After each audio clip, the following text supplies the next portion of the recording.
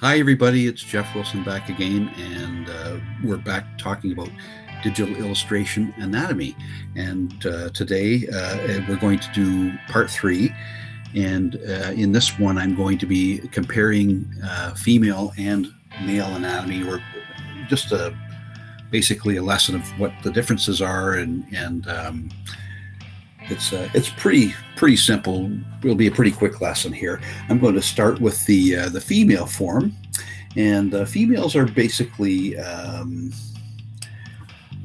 especially in the superhero genre, if you're drawing superheroes, are generally a little shorter than the males, but the same proportions. The head versus the body. The head in this particular figure, is pretty small, and or it's pretty large, I should say. But you'll notice the features are pretty fine. Here we're just going to go to a different drawing here that I had began to draw with. Let's see if I can find it here. Let's go up to. There we go.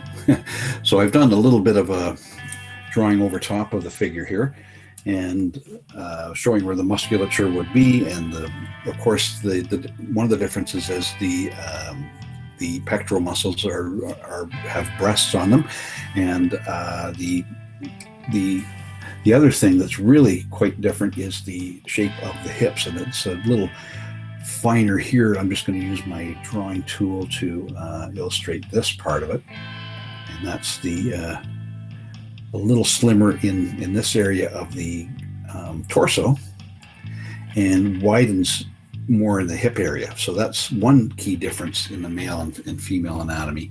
In the male anatomy, it would probably be wider at this part, but then probably slope down a little more in this area here, which it doesn't on the female. So that area, but overall the features are finer, a little smaller. The muscles do all the same things as it's in the male figure. The face, of course, you want to show it a little softer, a little less angular, and their whole body thing, the whole body shape is less angular, more soft or roundish. So that's let's just take a look at another part of the another thing I've done here with the female figure. Here's you'll see here the face very much softer. Now the wrist joint is made bigger because of this particular figure, which is one I got on Wish, and it's very good for posing, and I love these, but they do make the female joints a little bigger than they would be. So I'll show you exactly what I mean here by what I'm going to take away this. You see the arm joints and the leg joints are a little thicker. If you're going to actually draw a female figure, you'd probably take that down a little bit here. Probably wouldn't be quite so thick. You'd probably just kind of loosen it up there. Let's see if I can take that away there. So we'll just see if we can loosen those up a bit, and then we'll try to get the joints to be a little more proportionate to what they would be in real life. And certainly this arm too is the same. We have the same thing going on. So you have the finer features, you have the a lot slimmer, and probably a lot smaller, and those legs, unless they're wearing boots, they wouldn't be quite that thick. So but that's a good primer for that. And then we're going to have a look at the male figure here and show you the differences there. And I'm just going to kind of draw over the figure here with a new layer. See, this is it's basically an anamorphic or non-male or non-female descript character here, but let's make it into a male here. And I'm just going to show you the male is more angular, more maybe the muscles a little more defined and thicker, and bigger wrists, bigger hands, which isn't the case with all men or between all men and women, of course.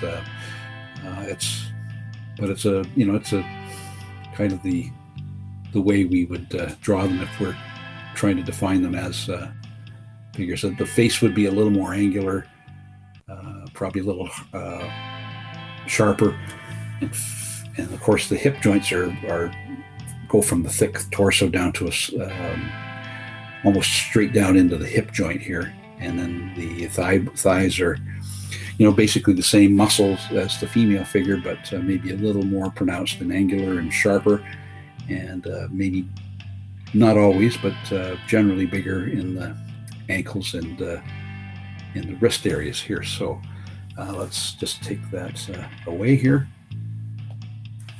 And here we have a bit of a loose drawing of it. It's kind of a, what would you call it, like a gesture drawing. And it's always a good idea to do that too.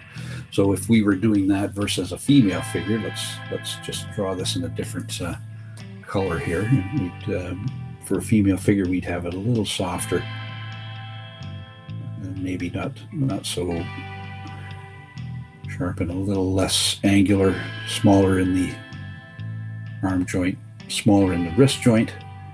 The breasts, of course, showing here, and then wider in the hips. So slimmer in the waist, wider in the hips, and finer overall.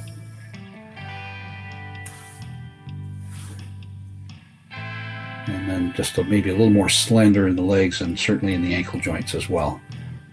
And but with all the musculature still there. And then there you have a male and a female figure kind of overlapping one another. So that's pretty much the basics on male human anatomy and female human anatomy. And I hope it helps you. And thanks for joining us for part 3, and hope to talk to you next time.